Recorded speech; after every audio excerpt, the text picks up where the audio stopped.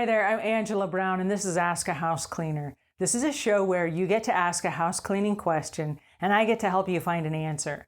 Today's question is a little bit on the irreverent side. It is not so much a how-to tip as it is a confessional. A customer wrote in and wanted to know, Angela, what is a job in the vein of cleaning that you took that you should have said no to? And I started thinking about this, and I thought, there were probably quite a few over the years, but a couple came to my mind right at the front of my mind. And I'm going way back because my business model changed over the years, and I got smart and I just started saying no to particular projects. But there was a time when a customer would pay me by the hour. I charged by the hour, and I was doing all sorts of little projects. So if you wanted me to help you with your Christmas decorations, I would do that. Or if you wanted me to help design and put up the ornaments on your Christmas tree, I would do that. If you wanted your freezer defrosted, I would do that. It wasn't all routine cleaning. So one day I got to this lady's house and she says, hey, will you bathe my dog? And I said, well, no, I mean, that's not what I do. I clean and I do special projects, but I've never bathed a dog before. And she said, oh, it's so easy. If you can bathe a child, you can bathe a dog. And she knew that I was from a big family and I've bathed lots of kids. So I was like, okay, well, how hard can it be? Okay, if it's a dog that doesn't like you, it can be very hard. So I had this little dog that did not like me for whatever. We just did not get along. And the lady left, right? She left the house, and when she comes back, she expects her dog is going to be clean. So I get the little dog and I put him in the bathtub because I didn't know, am I supposed to hose him off outside, or am I supposed to bathe him in the bathtub, or what? And since I never bathed him before, I didn't know if she had like special dog shampoo or, whatever.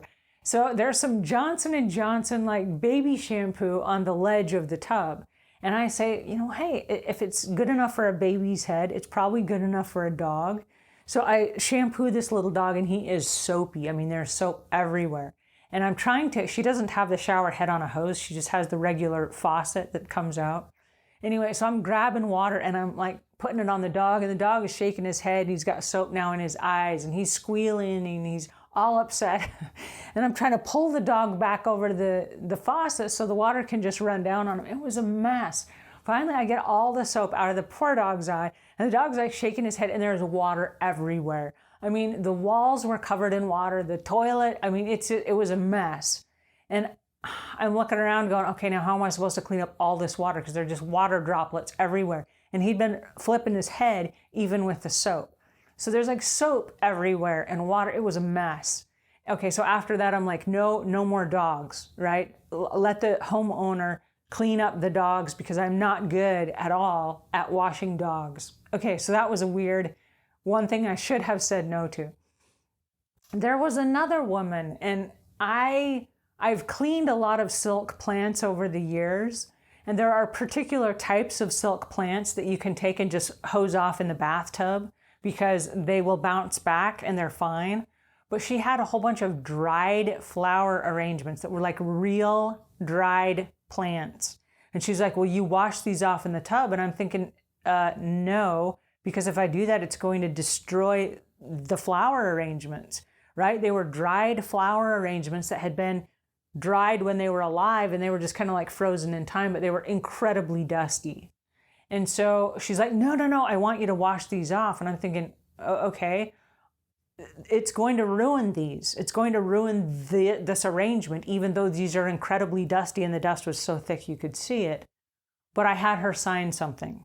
So if these get damaged in the process, I'm not responsible. And she's like, yeah, that's fine. So she signed this waiver saying that she wouldn't be responsible.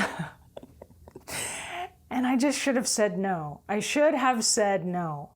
Because once I started washing, and she explained exactly how she wanted it done, and she was paying by the hour, so okay, whatever. No. I started to wash these plants and all of the petals fell off.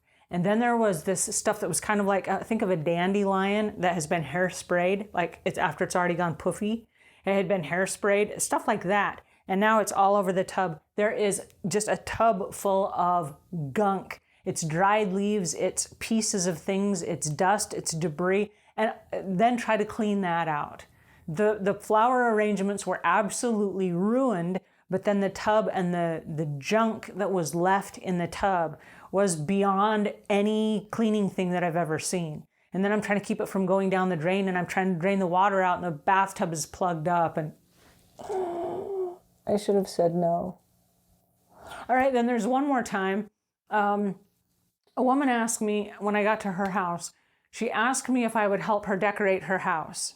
And, you know, like I said, sometimes we decorated Christmas trees, and sometimes we put out Easter baskets, and we hid Easter eggs for kids, and they're paying by the hour. Sometimes they just need an extra set of hands. And it's a way to upsell your services. And so my recommendation is upsell your services if you're comfortable with the task.